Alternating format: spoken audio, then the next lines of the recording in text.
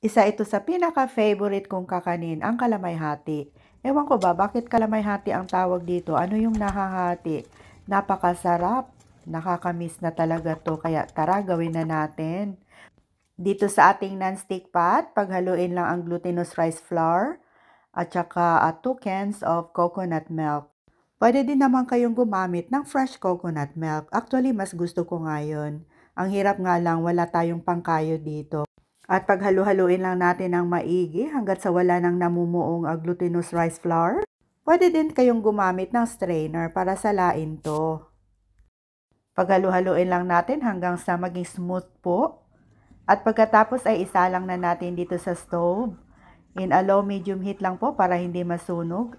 Keep on stirring lang po hanggat sa maging thick na po yung kanyang texture. Ayan po.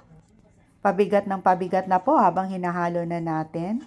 Huwag pong tigilan ang paghalo-halo para hindi po masunog yung nasa ilalim. Ayan. Pag ganito na po yung kanyang texture na parang dough, ay saka na natin ilalagay itong ating brown sugar. Pwede din muscovado sugar yung ilalagay natin. At naglagay din tayo ng 1 teaspoon of vanilla essence para mabango po itong ating kalamay-hati.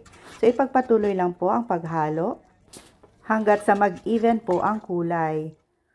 So, ayan. So, it takes time po ang paghalo-halo natin ito. So, mga about 45 or 50 minutes po nung ginawa ko to.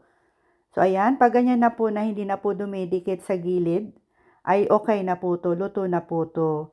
Yung ahira po angatin. Ayan.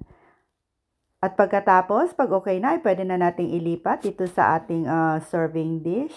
Nilagyan ko nga pala ng dahon ng saging and then greased with coconut oil.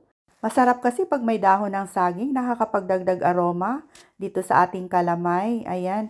Pag meron tayong latik, pwede din nating lagyan. At sa wakas, nakagawa na rin tayo ng kalamay. So, itry nyo na din itong gawin mga mamshay. Talagang napakasarap po. Tara, magkape na po tayo. Maraming salamat!